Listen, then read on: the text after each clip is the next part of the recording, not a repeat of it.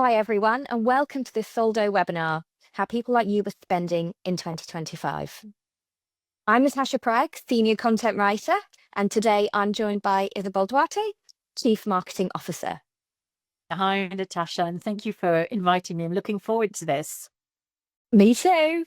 Today we'll be taking 15 to 20 minutes to share the latest insights from our mid-year spend index, and more importantly, discussing what this means for finance and operational leaders like you. So whether you're managing tighter budgets, driving operational change, or simply trying to bring more structure and control to your decentralized spend, we hope today's session gives you something practical to take away. So before we get into the numbers, I'd love to cover what the spend index actually is and why we created it.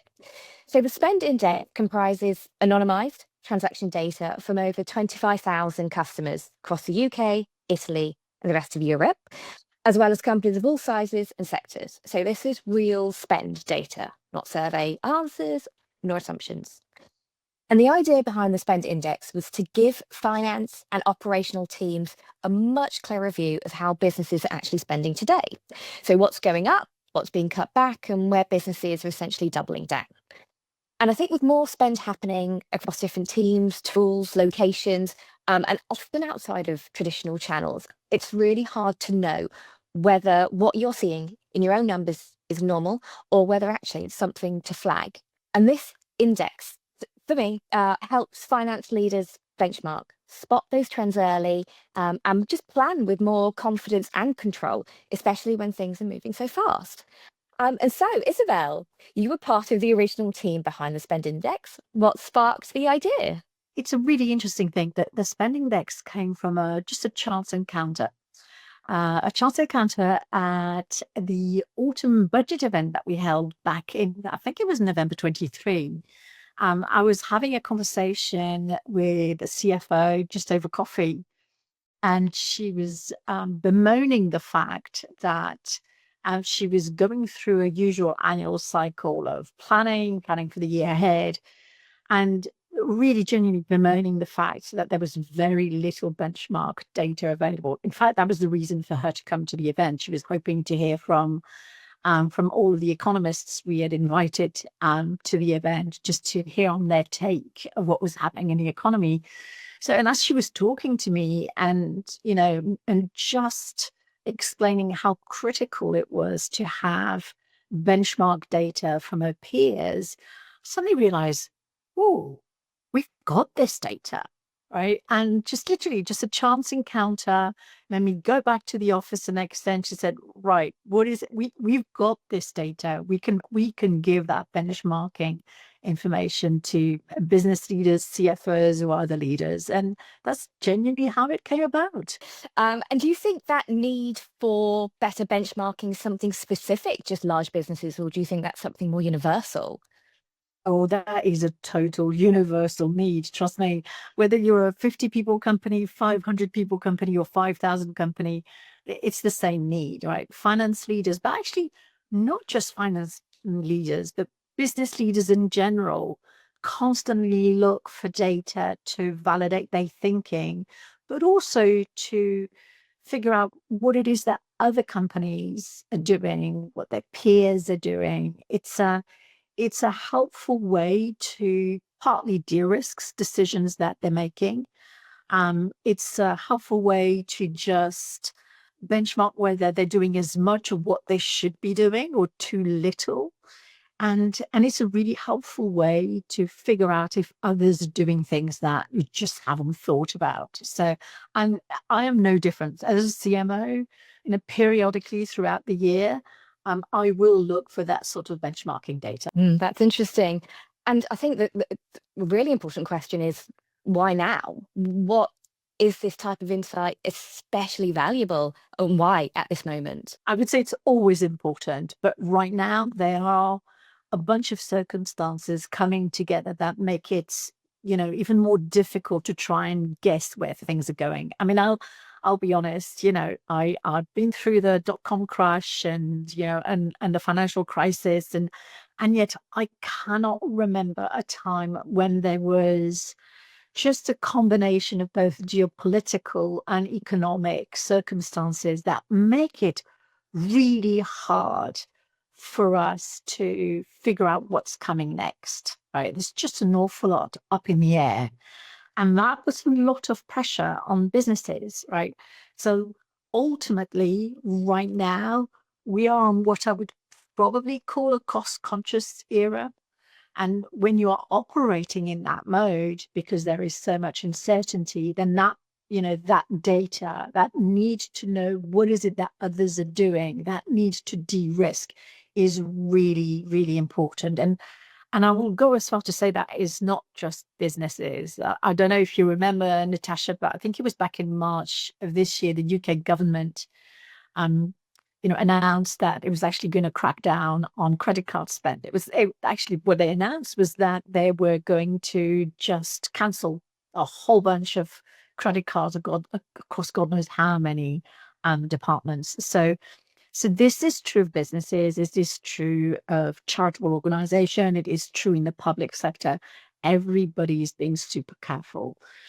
And when you think about the sort of spend that we monitor in the spend index, because most of it relates to what we term decentralized spend, so spend that happens, and not necessarily through a very controlled procurement process, but rather spends that happens on the go in the moment because there is a need. That type of spend for most businesses is super hard to proactively control and to get really clear visibility on. So for all of those, reasons, looking at data like this makes it, incredibly valuable. Absolutely. And I really love that idea of using data to really de-risk decision making, especially at this point where, it's such a difficult time for businesses. So it's really, really poignant. So, And the other thing I would add to this is that just because times are hard and you're looking to de-risk, right? Doesn't mean you've got to stop doing everything. In fact, it's absolutely the opposite. When times are hard, agility is incredibly important. But what you have to do is, be agile, but still being able to control what it is that you're doing. well, it's actually very funny you should say that, Isabel, because as we get into the numbers, we'll see exactly that. While we're saying Right. de-risk, is not necessarily reflective of how people are spending, because actually people are making smarter decisions. But as I said, we'll get into the numbers and we'll find out more. So I'd like to dive into our first area, T&E, so travel and entertainment. And so the data that we've compiled shows that spend is up 12% compared to this time last year. And when you look at it more closely, I think it gets even more interesting. So motor vehicle spend has jumped an enormous 49%. Car rental is up 30%, specifically for larger businesses. But at the same time, entertainment spend has actually dropped 5%. So I think what we're seeing here is not necessarily a blanket return to those pre-pandemic habits, but something more intentional. Businesses, I feel, are getting people on the road, but they're being more selective. So travelers focus on activities that directly support growth, things like sales, field work, customer visits, project delivery. And that drop in entertainment, I think, tells us that companies are putting less into the nice to haves and more into movement that really drives outcomes. And for me, I think, in other words, it sort of means mobility is back, but with purpose. And I think finance teams are supporting that shift specifically by putting smart controls in place. And I suppose with tools like Soldo, and the ability to capture mobile receipts and company cards, it's giving teams freedom to move without losing track of spend or waiting for reimbursements and paperwork to roll in weeks later. So Isabel, from your perspective, I'd love to know sort of what you're hearing from business leaders about their priorities when it comes to travel right now. Yeah, I would say that's so you're right. We've seen quite a shift from pre-pandemic to, during pandemic and now post-pandemic era. I think we're moving now, and this is definitely something that I'm hearing pretty much all the my peers that I'm talking to, is there is a definite will for a return to more in-person interaction, right? Because again, at a time when circumstances are difficult, right, looking after your customers is number one priority. Anything that helps you retain, you know, good conversations and good relationship with your customers and being able to understand them and to understand their need is absolutely critical. And you said T&E for me is not just a cost. Actually, it can absolutely be an enabler depending on where you use it. Now, as a CMO, for me, it's fairly easy, right? T&E associated to anything that enables me to meet either prospective customers or existing customers is a yes every time, right? So supporting an event, it's a classic yes, right? And I think generally all of the business leaders, whether again small or larger companies, they are supporting this. CFOs are supporting this, by the way, because they understand, that there's a direct correlation between meeting a customer and better understanding that customer and therefore better supporting that customer. And after all, much as I know we had to do strange things during the pandemic, I don't know about you, but if I have to choose between a company that wants me to interact through just a chat window, versus a company where I'm going to get to meet my account manager 2 or 3 times a year, I know which one I'm going to choose, hands down. There's no question there. I'm right behind you. So I'd really love to share a video from one of our customers, Sofidel. So it's an Italian Right. production company, which I think sums it up perfectly. Dire che dal 2019 circa che lo utilizziamo e i vantaggi sono enormi, ovviamente le casistiche che offre Soldo sono infinite. La prima cosa che mi viene in mente con i vantaggi che ha portato è il termine di dare anticipi ai dipendenti in contanti continuamente per tutte le trasferte che dovevano affrontare. Abbiamo impostato le ricariche automatiche sotto una certa soglia, quindi tutti hanno il loro budget e abbiamo ottimizzato al massimo appunto gli anticipi per queste trasferte o anche per i venditori che giornalmente sono in giro per l'Italia. Now, let's talk about AI, which has been one of the biggest areas of spending growth this year. And I can see you smiling, Isabel. Among large businesses, AI-related spend is up an enormous 130%. And when we break it down, we're seeing some really sharp increases. So plugins and assistants are up 148%, video image generation tools up 70%, and presentation builders are up 67%. So what does this tell us? So I think last year was very much this sort of AI gold rush, lots of hype, experimentation. And I think what we're seeing now is the next phase. So adoption is becoming far more deliberate. And I think spend is shifting from the testing tools to using them more day to day. And I think it's less about trying everything and more about finding those tools that genuinely save time or improve output, especially marketing, design, content, reporting. But this shift comes with its own set of challenges, right? So especially for finance, AI adoption is often decentralized. And so different teams might be signing up to different tools on their own and subscriptions spinning across the business. And that makes it really hard to keep track of what's being spent, where in the business, and by whom. But it also raises some compliance questions when it comes to data handling, user access, and even the risk of fraud, like fake receipts. And so, Isabel, from your perspective, what are the risks that you are seeing, and how do you think leaders are thinking about that in practice? Oh, well, I can tell you that as a CMO, we are definitely moved away from the testing phase and we're absolutely in full production mode, right? So you're right. Last year was actually probably a bit more than just last year. We were genuinely looking at what could we use, how could we use it, and we have had a good chance to realize those tools that can really give us an edge, right? So the increase overall doesn't surprise me at all. And there's some obvious things in there that relate to how a lot of go-to-market teams, how they're using it to just improve and speed up and, gain agility, just overall being smarter. So, there's not a single bit of surprise amongst those numbers. But you're right to call out some of the risks, right? The worst thing you can do with AI is AI that's being rolled out without you knowing. It's a fabulous tools, but for any company, it comes with its fair share of security risks. If you're not in charge of who's using it, with what accounts, with the right levels of security around it, you can put data out there that you shouldn't be putting out. And so key in all of this is to have a clear process. Having the agility and the ability to just use all of those tools is amazing.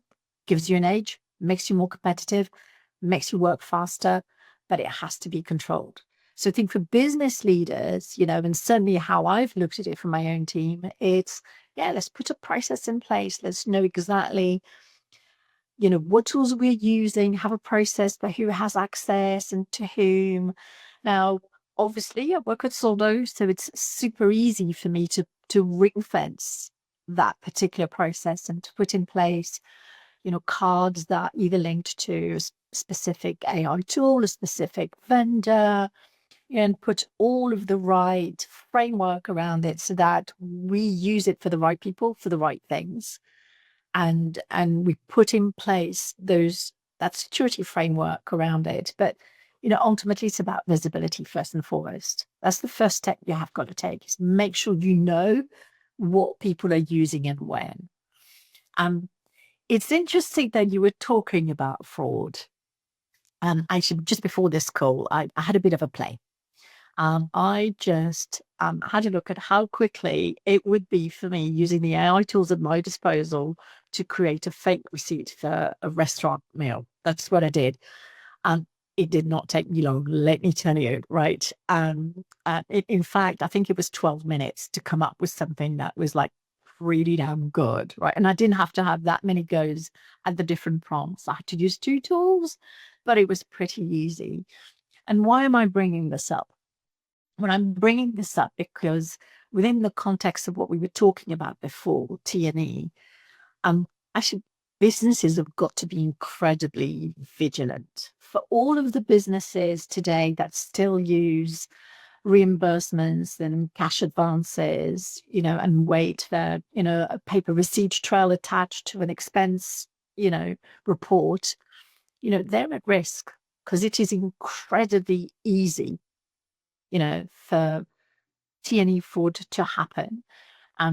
Now, having the ability of something like Soldo to tie in a digital payment trace, right, to an expense form, to a card, to an individual, to a payment made, that removes that risk entirely. And actually, again, with that respect, there's been some really interesting development in Europe. Italy, in particular, is really leading the way in that respect. Back in December last year, he came up with a new piece of legislation that forces all businesses to have a digital trace for payments, right? And so, they've recognized that problem now, albeit they were probably looking at it from a tax receipt perspective rather than a pure T&E fraud from an employee. But ultimately, it amounts to the same thing, right? They have recognized that the only way to avoid that issue is to tie the digital payment trace to the expense report. And once you've got this, then the problem goes away. So, but it's really interesting. And I encourage everybody to just check out what the Italian government has been doing, because they're leading the way. Absolutely. And I'm really interested to see which countries will follow in Italy's footsteps, because it really is the beginning. So next up, we'll be looking at operational spend. So that's the day-to-day costs that keep the business moving, which can sort of sometimes slip under the radar. And so this year we saw operational spend rise by 26% overall. So when we break that down, shopping related spend, so things like equipment, supplies, ad hoc purchases, was up 33%. Spend on services from marketing to external partners, that climbed 24%. And I think that doesn't suggest that businesses are just sort of spending. I think, in fact, it's the opposite. It points to teams spending with intention, backing what matters, cutting what doesn't. It also reflects, I think, how work is happening at the moment. So more distributed, more agile, teams needing the autonomy to act fast, exactly as you said earlier, Isabel, especially in areas like marketing and operations, project delivery, sales. The finance, to me, it feels like stepping into more of an enabler role, but with guardrails in place and not just sort of feels like, sort of getting in the way. And I think, Isabel, does that reflect what you're seeing from your own team within Soldo? Yeah, I mean, there's a direct correlation between everything we're seeing here and how it was related to T&E expenses earlier in your presentation, Natasha. I mean, for me, again, easy. As a CMO, I look at what my team are doing. We are much more active in engaging with customers physically. So we're doing a lot more events than we were doing, only 18 months ago. And, with all of this, you need the agility to be able to respond to the need right in a minute. I mean, it could be something just as simple as, oops, we've run out of coffee on a booth, right? There's somebody run out quickly and go and, make sure that we have what we need to provide great customer experience. And so I think it's directly tied to more of those in-person, face-to-face engagements. I think from an operational standpoint, most specifically, there is another aspect that's really interesting here, which is, as a whole, operational teams' agility is directly tied in to the experience of a customer, right? And one thing that operational teams cannot, you know, let go of is customer satisfaction. And so often you need to have, the agility to be able to go and purchase what you need to make sure that you deliver on your customer commitment.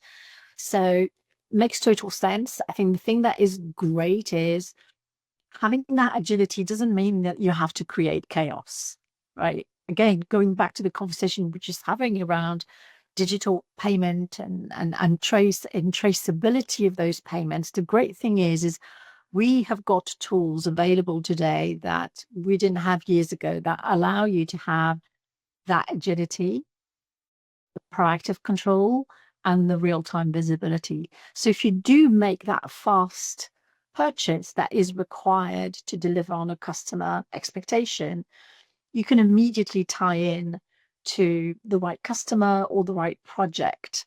And that really is invaluable. It saves a ton of time for operational teams in their reporting, but it also saves finance team a ton of time when it comes to the end of the month. And I've got to try and reconcile those expenses that are so decentralized by their very nature. So yeah, absolutely. I recognize all of this. Absolutely. And it's something I was thinking about earlier, especially with younger generations coming into the workforce and I guess their expectations, and actually their values as well. So reimbursement isn't something, that they expect. And especially looking at processes, we've done it this way. So what, and it's worked for us, why change it? But actually that can still be a very clunky process. And only when you have younger generations going, do you actually realize? So actually it's a really interesting time. Yeah, it's funny you should mention this with the younger generation. I was only talking to a bunch of customers again not so long ago, and one of them specifically was in retail. And obviously, the workforce in retail is super young. Again, I know it's a general statement, but on the whole, it is true that it's a very young workforce. And for them, even the concept of just holding a card is completely, unfathomable for them. If it's not on their phone, it doesn't exist. And so their immediate reaction is, oh, okay, I need this to do my job. Okay, I'm going to pay with my phone, right? So, we do have a workforce that's coming in, right, that expects a different behavior. And there's a certain way of buying, which to them is, not really comprehensible. So a protracted, procurement, a lengthy procurement process where, you have to raise a request and then eventually you get a purchase order. Oh, and by the way, you've got to onboard your vendor. All of this to them is just like, wow, okay, why does it have to take that long? Why can't I just use a card? And you have to go with them. Actually, in a lot of cases, they're not wrong. So we're going to move on quickly to our next section, so recurring spend, and that's the sort of ongoing, often automatic payments that can quite quietly build up over time. And what we found is that enterprise level recurring spend has dropped by 30%. So there's clearly more scrutiny happening.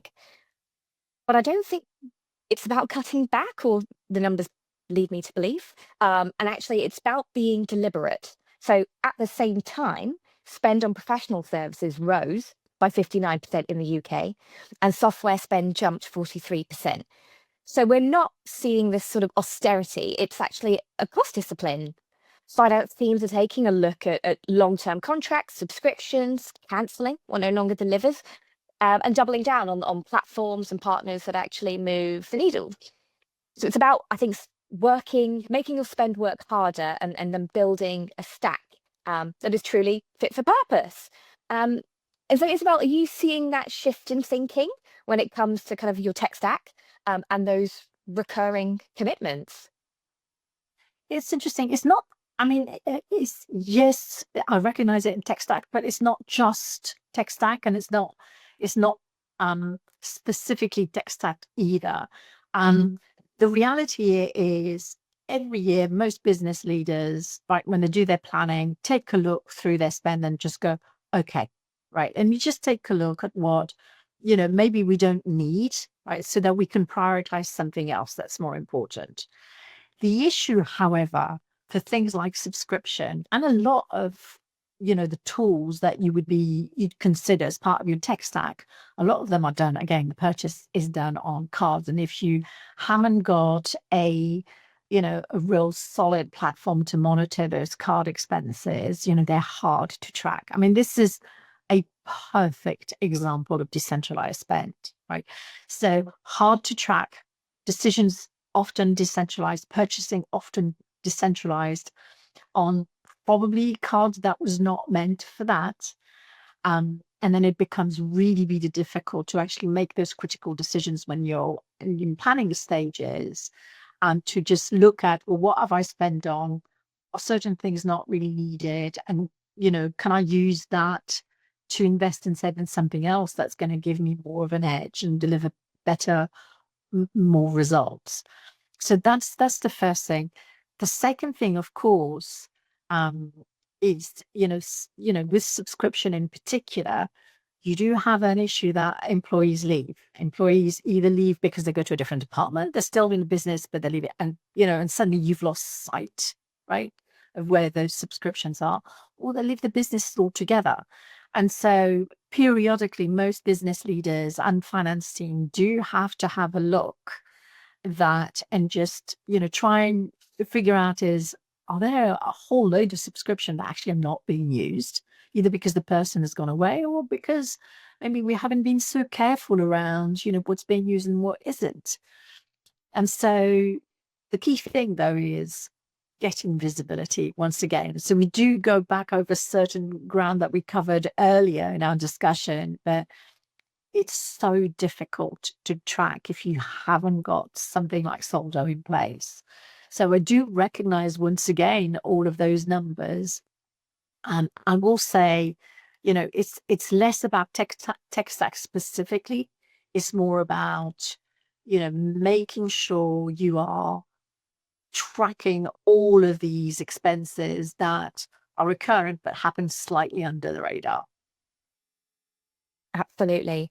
And I think it's a really exciting time for businesses, especially businesses looking at scaling and seeing how AI can propel them. But exactly as you said, it has to come with control and visibility. Otherwise, it becomes incredibly unruly. So it's really interesting Absolutely. time.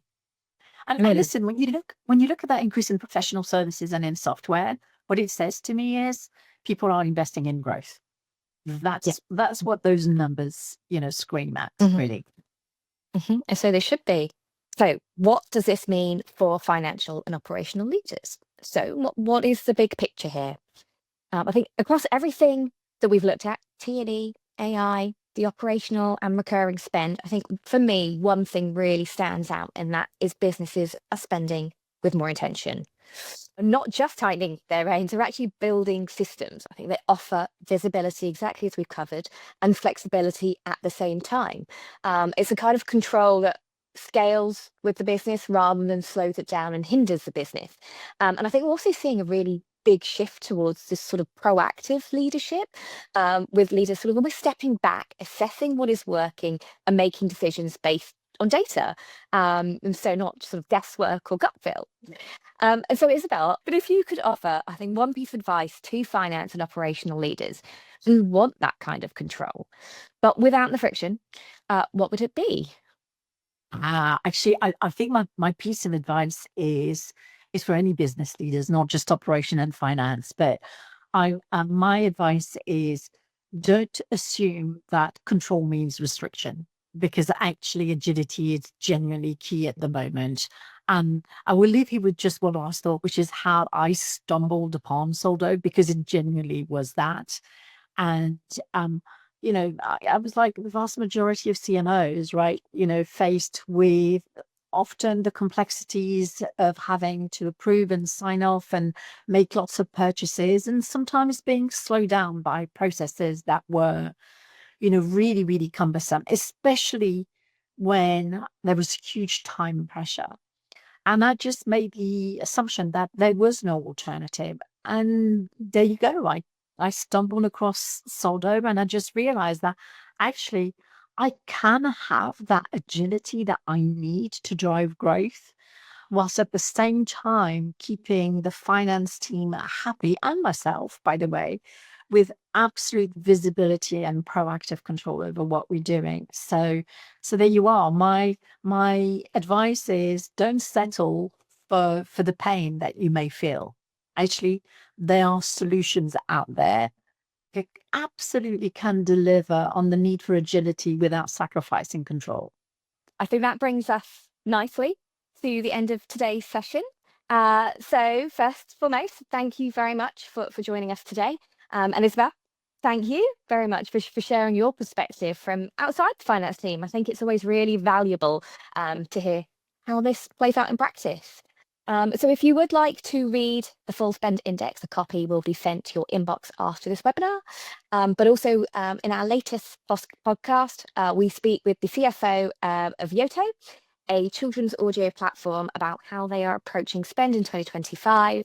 And it's a really great follow on from today's session. So do go and listen.